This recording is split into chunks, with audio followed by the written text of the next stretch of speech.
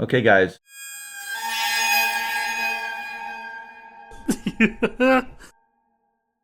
So here's how I manually reprice inventory. Go up to the inventory tab, hit manage inventory, and I'll go to this page. So I'm already here. Then you want to scroll down here to the beginning of the items. By default, all will be selected, but select active. So clearly you're only repricing active items. And then once the page is all loaded, you can go over here to date created because it'll show the newest ones at the top. So click that and then it'll show the oldest.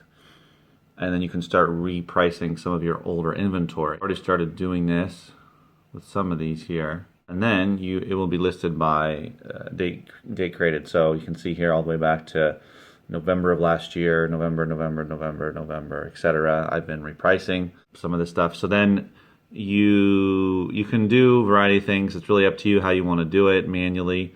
I like to go in and look at the actual listing before I reprice it because it also shows here the lowest price, which is the lowest price period, whether it's MF or FBA, and then it has the sales rank, which you just have to make sure that it shows on the page here, the sales rank column. And then you can just type it in here, change it to whatever.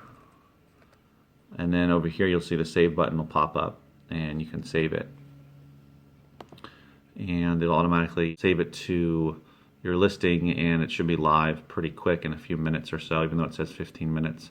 And so you can just go one by one. Of course, there are bulk actions over here if you select it and then scroll down and there's a bunch of options here. You can actually create a removal order for a bunch of them at the same time.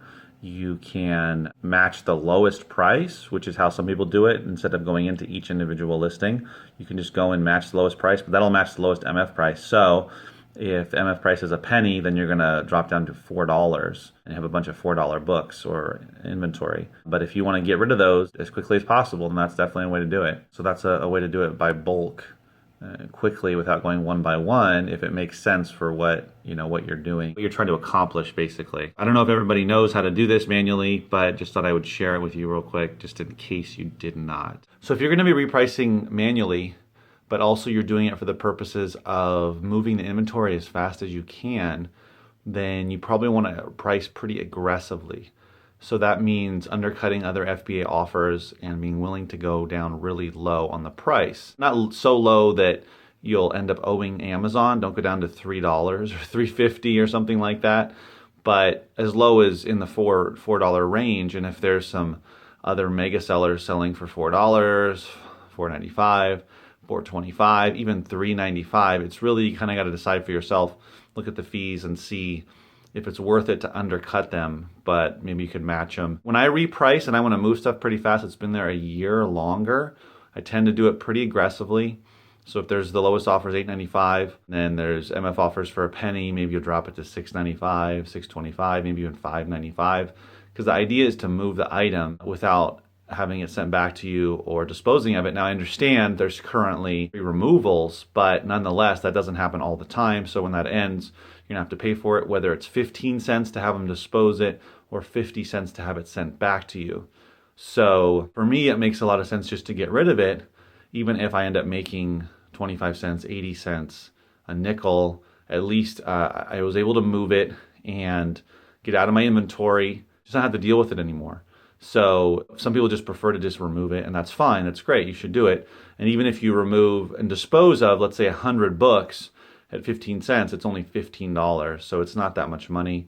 And assuming that you're having positive cash flow and you're getting paid every 2 weeks by Amazon, then 15 bucks is not a big deal. Even 200 books is only $30. Think about 1,000 books is only $150. So I understand if you want to go that route, but I like to at least try to sell off these books first. Now, some of them that I bought year 14, 15, 16 months ago, even longer sometimes. When I first started, I've sold off a lot of them, but there's still some hanging around. Now, some of those, the ranks are really high. I'm talking above 3 million. I even had a few that were 8 million rank currently. So those might not move. Even if I drop the price significantly and I'm the only FBA seller, etc., it still might not sell, so I might have to just dispose of it anyway.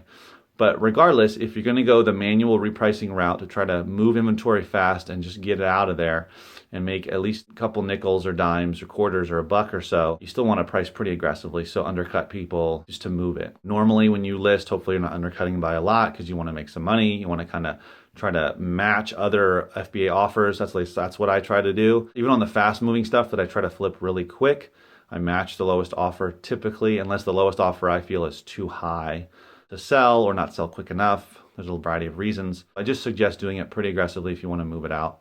Get rid of that old stuff. I think being lean and mean is much better, and I look at the stuff that I bought 12 to 18 months ago, even stuff I bought 10 months ago, some of it is just not what I would buy today because my sourcing is always evolving and I'm trying to get better at it, be able to gauge what will actually sell in a shorter period of time, i.e. within about 6 months, 9 months at the max. So it's still good to have some long tails, but in my opinion, I want to get away from those and get more to the quicker moving stuff, but still making great profit. Hopefully you guys are repricing. If you have a repricer, then you can move stuff in bulk and, paying for the repricer, setting up the templates and doing all that stuff. But if you're not to the repricer yet, then manually and be aggressive and move that stuff out. Here I am cleaning up this book. And here on the inside of the back cover, I found 2 stickers. This was the second one. I already took off the other one. First time finding that, closer to the spine. So look out for that. That's a new one after thousands of books. You never know what you're going to find on the inside of these books, and you want to clean them up as best as possible while not taking too much time. Look out for those pesky price tags that are on a lot of these books. And as always, remember, keep booking.